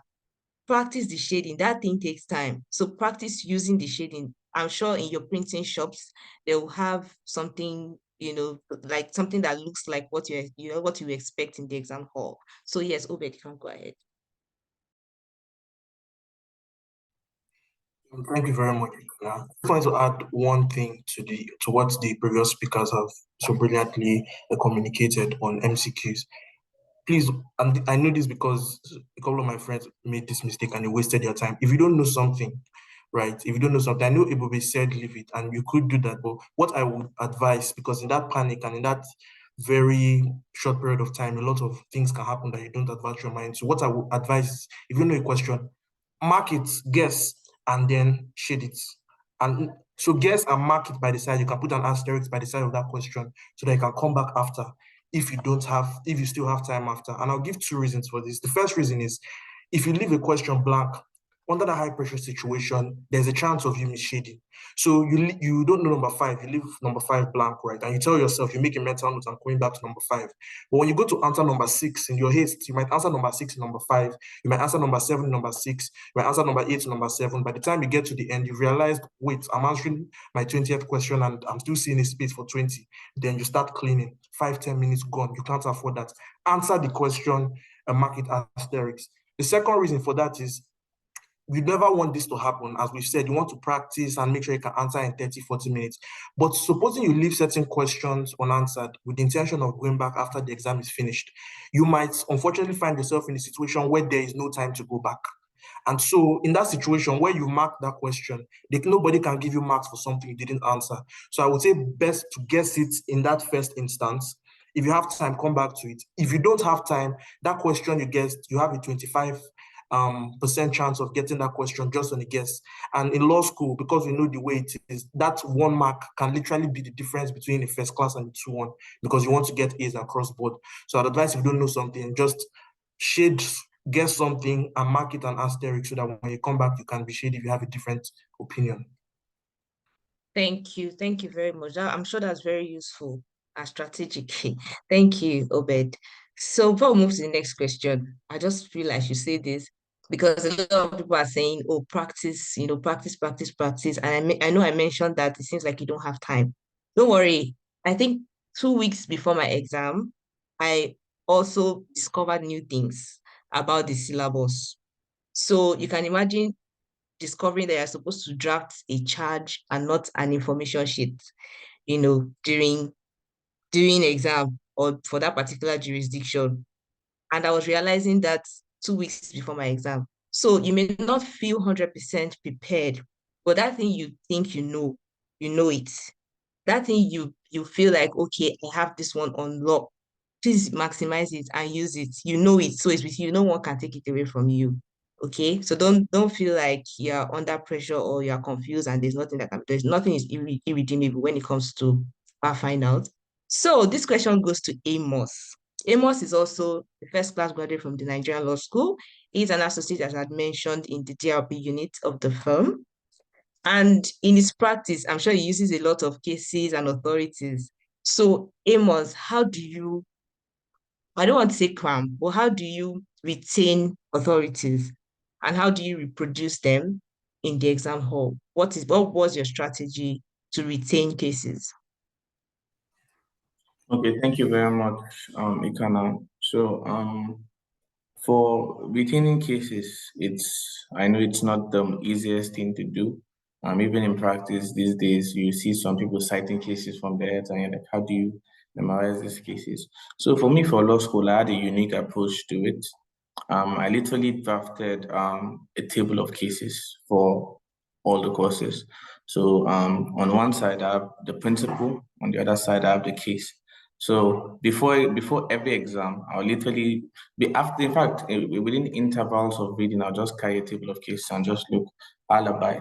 Grabber state says this, like just a sentence, and it's a short sentence, and the case that's attached to it. So looking at that over and over again, the case is stuck to my head. Like I could not even forget it, even if I wanted to, because it was in a form that was easily accessible, and I could make constant reference to it. And even before exams, I looked over it, and it's something you can look at in 5 minutes and just look at a number of cases within a very short time without having to go and open your textbook, go to the principal, and then so that helped me personally. And also, I mean, for criminal law, the state, Federal Republic of Nigeria. So it's if you have ways of creating, like Wapo spoke about things that help you recall certain principles. If you have a way of associating the name of a case to something personal, to an aspect of your life, to an experience, to anything, it helps in recollecting the name of that particular case. So, like I said, personally, creating a table of cases helped me in my bar finals, and I know it would be helpful to some other people. It was just cases on that particular table, nothing else. So you'd see alibi, and you're seeing 1, 2, 3, 4 cases on alibi. So any day I want to remember cases on alibi, I would just look at that portion, and I remember all of the cases. So it was really helpful. And then also trying to associate the cases with any other thing that can help you, creating links with either personal life or any other thing to help you remember the cases. And then finally, just practice. So the moment you've looked at the case several times, it's easier to remember because of the sheer number of times you've looked at the name of that case. So yeah, it's not easy, but you just have to make sure that it sticks your memory by constant reference. Yes, thank you very much, Amos. And then there are 2 follow-up questions. Please, I think you should answer the 2 of them. So one of them is asking whether it is safe to just write the principle of law without any statutory authority. I think that's without any authority at all. And then the second question is it okay to just state the facts of the case if you don't remember the name of the parties to the case? So the first question was the principle without any authority, right? So that's what you should do, really. I can't remember the name of the case.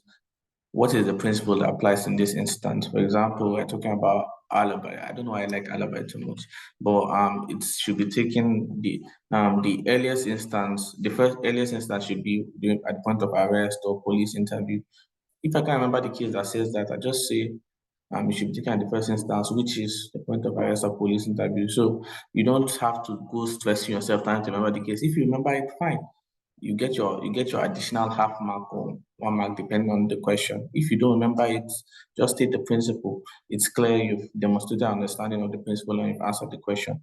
And as to the second one, if you can't remember whether you should state the facts, I don't think that's particularly necessary because the principle is what's important. The examiner is looking to see that you understand the principle that is looking for and you're able to apply it to the situation. So there's no need saying in a particular case, this happened, this happened. It's not, in fact, the facts of case are not really what the examiners are looking for in law school. They're looking for what the case decided and how it will apply to the facts that are given to you in that instance. So I don't even advise you to go ahead stating that in this case, this happened, this happened, and taking time, taking up space, So if you want to if you feel it's imperative to summarize the facts of a case, use a one-liner. In the case of this, the court held that the defendant, blah blah blah. So you're still just stating the principle without giving what happened in the case. So I don't advise you to go ahead detailing the facts of cases, your exams. That will take a good amount of your time, and it won't give you any special marks, because what the examiner is looking for, principle, and if there's a case, you get a little extra for the case. Okay, thank you, Amos.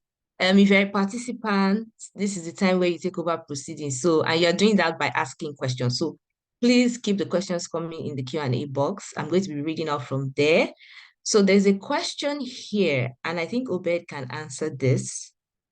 Someone says that they have a short attention span when reading, and is asking how they should change it or how they can change it. So do you want to answer the question, Obed? Oh, thank you, Ikana. If you have a short attention span, then you're like me, but tune in, because I have a terrible attention span as well. And I remember even the months leading up to law school, I tried a lot to practice with this because I had been getting away with it in university, but I knew I needed to do a lot more than I had done in university at law school. So what I figured out was you can find out about something called the Pomodoro technique. It's called Pomodoro. And what this technique is breaking your studying up into blocks. So for the entire duration of my time in law school, for the 9 or 10 months I was studying there, I don't think I ever sat in one place and studied anything for 5-6 hours. But cumulatively, I was studying at least 4 hours a day, at the very least. And some days, when it going gets tough, some days as much as 8-10 hours. But I was never ever sitting in a seat studying for 4 hours. I don't think I ever even did 2 hours. My most at the one was maybe 1 hour 30 minutes. Most of the time, what I do with the Pomodoro technique was I would study for 25 minutes and rest for 25 minutes. I even had an app for that on my phone, so it would time me. And during that study time, that 25 minutes, I wasn't checking my Twitter. I wasn't, those that follow me on Twitter know I'm very, very active. I never stop tweeting. But during that 25 minutes, I'm staying, with my books. I'm completely focused.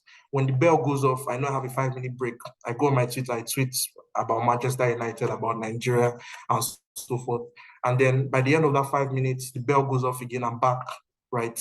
And that's how I did it. And then maybe after 4 sessions, it gives you a longer break, maybe 15, 20 minutes. During that break, I do whatever I like. I'm sure some people who saw my online activity would probably have thought I wasn't studying, but that's how I managed it. So I was never studying for an extended period of time at any given period. There were always breaks. I think sometimes when I had studied, I had done this for a couple of hours, I would start reducing the duration. So I would be doing it for even if it's 15 minutes or 10 minutes and taking regular breaks. And that's how I was able to extend my study periods cumulatively. I was able to give myself targets with that and say, okay, today I want to do 10 sessions, which was my 25-minute interval. So even if I stopped at 4 at some point, I know I'm still owing myself 4, and I would go back, and that 4 can happen at any time. That 25 minutes, I take it, focus completely. So I think that's how you can solve your attention span. Focus yourself, give yourself a block of time, and within that time, be honest with yourself. This 25 minutes, after the 25 minutes, but this 25 minutes, I'm not looking at my phone. I'm not checking my WhatsApp. Even if someone is calling me that my house is on fire, I'm not picking. I'll call them after, right? And so with doing that, I was able to pack a lot of reading throughout the day and meet my study targets, finish the topics I wanted to do within those blocks of time, because I stayed committed to it. I feel that can work for you as well. Thank you very much, Obed. That was really funny, but I'm sure it was helpful. Yes, you're going to get the slides. I'm seeing a lot of questions asking if you're going to get the slides. You will get the slides after this. Well, yeah, now we are doing the Q&A, so listen. The answers to the Q&A are not contained in the slides. So I hope we still have your attention. I'm going to the next question now, and I think Tamilore can answer this. Do you still get the same mark for drafting in your own words, but including the key points? And I think this question speaks to drafts, like the drafting parts of things, not the normal authorities. So when it comes to drafting, Tamilore, I think you can also answer, using the 2 examples, the drafting and the authorities. So do you have to state the law as it is verbatim, or do you have to state the content of the draft verbatim, or can you paraphrase? Okay, great. So it depends on the kind of draft, right? So there are some drafts that you really have to state it verbatim. So if, for instance, you are drafting a motion, you cannot decide to use your own words for the heading of the court. You have to state how you have been taught how to draft the court process. So another instance, if it's for covenant in a list, covenant not to assign, covenant not to sublet, it's usually, I advise that you draft it in the way that you have been taught. You cannot decide to freestyle. I mean, in Lagos campus, there was a way that Mrs. James taught us how to draft it, and that was what I learned. That was what everybody learned. So if they have taught you how to draft a particular court process or a particular thing, then stick to it. But when it comes to things like letter writing, that's when you can freestyle. When it comes to when it comes to things like letter writing, when it comes to the content of a resolution, as long as you are stating so if it's a resolution to appoint a director now, but you are still stating the fact that yes, this resolution, you are still stating the essential point about that resolution, that's fine. So, but there's some drafts that you cannot just freestyle, especially if you want to get the entire marks for that draft, then I advise that you draft it in the manner that you have been taught. Then when it comes to cases, you just need to state the case. You don't have to state, when it comes to sections of the law, you just need to state it. That's where your understanding comes in. So if you properly understood what that law is saying, then you can just state it. You don't have to state it verbatim. I mean, there are some sections of the law that are really long. You are not required to state that verbatim, but for your drafts, there are certain drafts that you just have to state it verbatim. So I would say that it really depends on the draft. For letter writing, you can freestyle, but for drafts in like your property law, your drafts in civil litigation and criminal litigation that have to do with court processes like your charges, please learn it verbatim and give it to your lecturers verbatim. Okay, thank you very much, Tamilore. Thank you. Someone is asking a question about abbreviating cases. I think I can just answer it. It's a one-line answer. Instead of using COP versus John, use Commissioner of Police versus John. Just use it like that, except you are in dire need of time and it is urgent and you don't have time, you have seconds left. That's when you should be using abbreviations. Always write in full. So there's a question here that relates to an app that Mr. Obed was talking about. So Obed, did you say something about an app? And what's the name of that?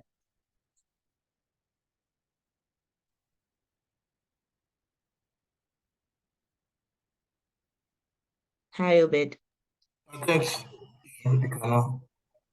Yeah, I said there are many apps that can help you for Pomodoro technique. So you can just go on the App Store and search for Pomodoro, search on Google and see apps that help you. I personally use an app called Focus to Do. That's the name of the app I use, but there might be better apps or apps that fit more to your liking. So just check for. I personally use an app called Focus to Do. Yeah. Okay, thank you, Obed. I think we are going to the last question now. I don't know if there are more questions that have not been answered. You can just draw my attention to it by putting it in the question and answer box and not the chat box. Okay. So Amos, please, someone is trying to know if the pre-bar exam is of any use. Do you think it's of any use? Do you think it played a part in your success story? Okay, thank you very much. Yeah, so the pre-bar exam, I feel it has its uses, right? One is that it puts you in the mind of the examiners across campuses.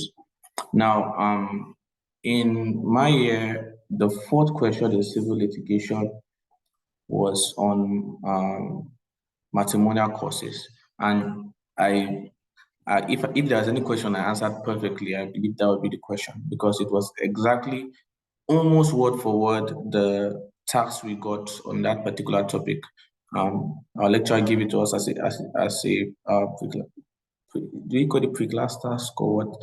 So, and luckily for me, I was a group leader and I had to be involved in every pre-class task. So I answered that question and listened to the corrections and everything.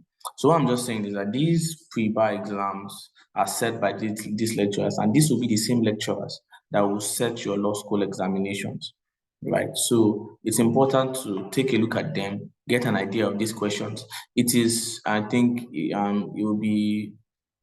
don't think you'd forgive yourself if you see a question come out in the exam which you could have preempted, or you could have studied for yourself, and then you weren't able to, right? So these different questions, I'm not saying you should necessarily sit down and take them like exams. I'm not saying you should go around taking every campus's pre-bar questions as an exam, but it's important to look at the questions to get an idea of what these lecturers are likely to ask you, because the same lecturers will set your exam question. So it's possible. So you just get the idea of how they will set the question concerning this topic, concerning this topic. So I just think it's something you need to look at in the list to understand how lecturers will ask questions on certain topics. I feel they're important. It gives you an insight into the mind of the lecturers, and then it enables you to understand what type of questions are likely to come out from a particular topic you've been taught. Thank you, Amos. So we're just going to answer the last question. This is the last question. And after this, you're going to have the speakers come back to say a few things, just final notes, and we'll be out of here in a matter of minutes. Thank you so much for your attention so far. So the last question is from someone who missed about 10 weeks of classes and is currently on externship, but their exam is scheduled for February. How do you think that this person can catch up? Amos, can you take it, please? Okay, thank you. I feel like I'm very qualified to answer this question. So during my externship here, I got engaged in frivolities for about 2-3 weeks or more, for almost a month basically, right? Anybody that knows me knows I love music, so I was chasing music. I got distracted with my music career that I've now abandoned. Anyway, so at that period, I was not paying attention. Reading was hard, and time had passed. A day became 2 days, became weeks, and then before I realized it, almost a month had gone, and I'd stopped reading. And then I just got a text from a friend that motivated me to get back on the horse. But what I would tell you is an important advice that was given to us by one of the lecturers at Bayelsa Campus. He said, forgive yourself. Whatever has happened, whatever time has passed, just forgive yourself. Now look to what you can do, right? Within months to the bar finals, you can pass bar finals. It's important to first, if you've not, okay, I've not covered everything in the syllabus, right? It's not, panicking won't help you. First thing is identify the important topics, right? Criminal law, you are definitely going to draft charges in exams. When you come to civil litigation, definitely issues of jurisdiction are going to come out. So there are key topics you can identify. Now look at the nature of questions that are asked in that topic and study these questions, right? So I would say if time has gone to that extent, like this person who has missed a large number of weeks, it's not the time to start freaking out and saying, okay, this person has done this. It's to identify what are those key areas, right? And then moving on from those key areas, you can start to cover some extra things. But I think the focal point will be to identify the key topics in every course and make sure, okay, in property law, leases definitely come out. There are these key topics that you know that no matter what, they will come out in some shape or some form, right? So identify these key areas and start covering them. After you've covered topic by topic by topic, okay, I've covered 5 topics that I feel like definitely come out. You can now add an extra one as time permits you. But what I'll say is, first of all, forgive yourself. Do not panic, because that will be the key to your downfall. And do not start comparing yourself with others. And that, because, okay, I've missed a number of weeks saying, okay, these people had an advantage. No. Pick the key topics, identify them, look at how past questions have addressed those topics, and try to see that you can answer all of these questions from these topics in past questions. Then start building up from there. I've covered 5 topics that I feel like would definitely repeat themselves. Okay, I've covered 5 topics. Let me add one more topic. Then from there, you can at least cover a good amount of things before the exam. But like I said, forgive yourself. Wow, thank you, Amos. This has been a very wonderful session so far.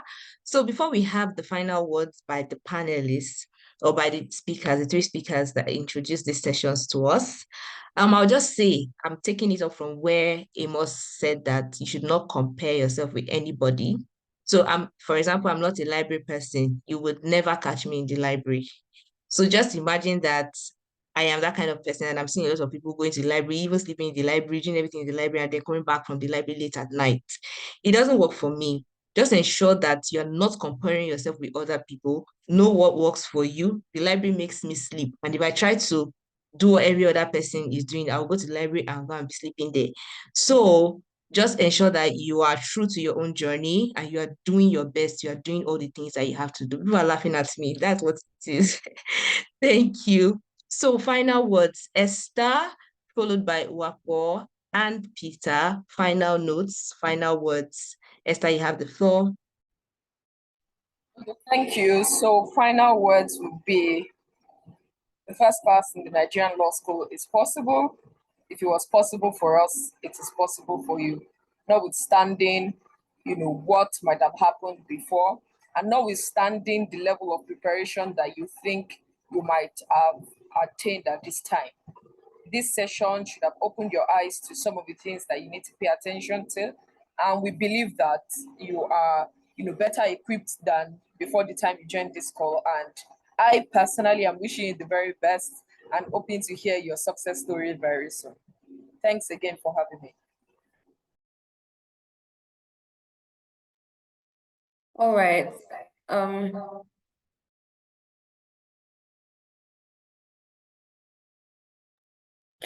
Okay.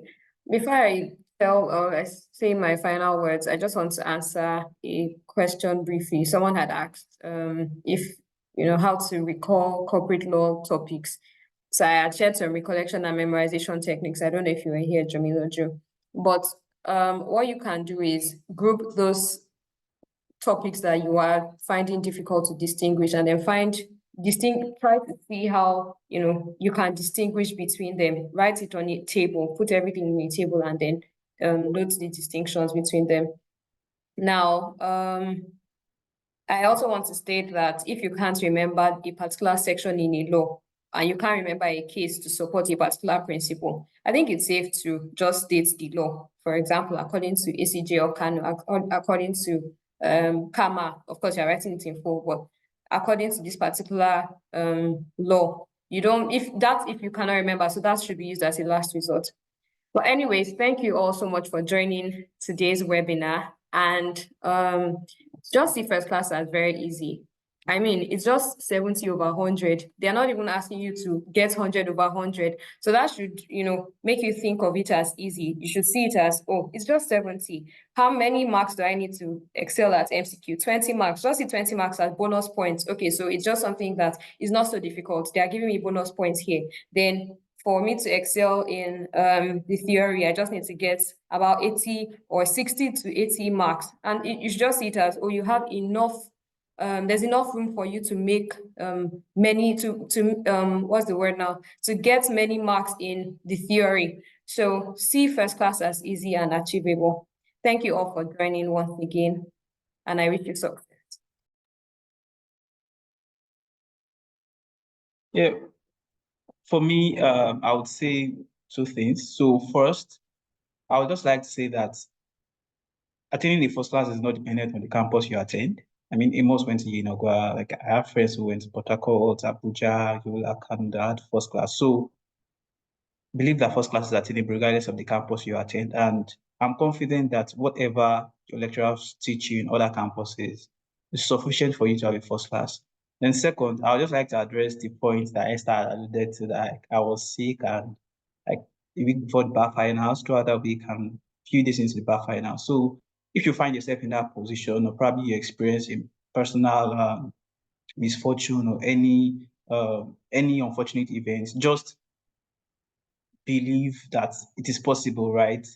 Be confident in what you've done so far. Like, don't underestimate the importance of what you've done so far, and just be confident and maintain a very positive mindset surround yourself with very positive friends, as Tamilore had said, and I'm sure that really it's just all in your head. You've done what you can do, right? So just keep at it, and we can't wait to see you getting called to the bar, largest bar in Africa.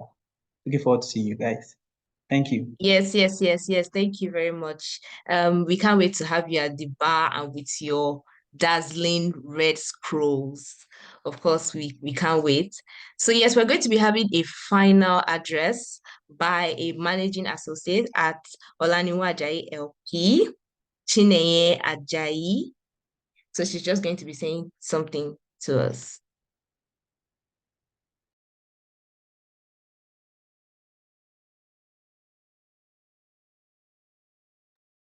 Hello, ma'am. Oh, sorry, I didn't realize I was muted. Can you hear me now? Yes, absolutely. Okay, thank you so much, my esteemed panelists. I mean, you did awesome. And thank you so much, everyone that participated in the session. It's been amazing. I learned a lot myself, particularly on productivity. Thank you, Obed, for that Pomodoro. I'm actually going to look for it. So please, everyone, maybe that can actually help with productivity. I just want to say thank you for joining in the session. This is an initiative by Olaniwun Ajayi, which is actually aimed at adding value to young lawyers and helping you, not just even for bar finals, for as you grow through your career. So I want you to expect very much more from us. Yes, and please follow us on LinkedIn, Instagram, and right after this session, I want to ask a favor. Every one of you that have attended and you think you found value from this, go on LinkedIn or your social media platforms, write out what you learned. Yes, write out what you learned. Use the hashtag unpacking the bar finals so that we can, like as well, we can share. And please feel free to tell your colleagues about it and look forward to other episodes or other sessions that will have like this again. Thank you once again, and we are so happy to have you. Over to you, Kana. Yes, thank you very much, Ma. Please, when you're making your posts, you're free. I mean, to tag the firm, you're free to tag even the speakers. If you tag me, I'll repost. I will try my best to repost. I'll respond to you as much as I can. So yes, it was a huge delight to do this afternoon, and I am so happy to have met you guys. At least I know some names from the chat box. I wish you all very well, and I wish you success in your exams. Bye. Just before we go, guys, please, we're going to share with you. So two things I need to point out. I think I forgot to mention that. Right after this session, we're going to be sending you an email with the slides. Yes, and we'll also be sharing with you an email that you can send questions to. So after this session, if you have questions, things that are unclear to you, maybe we couldn't take your questions during the session, please feel free to send your questions on that email, and any of the panelists will reach out to you with a response, and they can call you if necessary. So please feel free to do that. So this is not ending here. We are going to be providing with ongoing support afterwards. And again, you get the slides as well. Thank you again, and see you next time. Yes.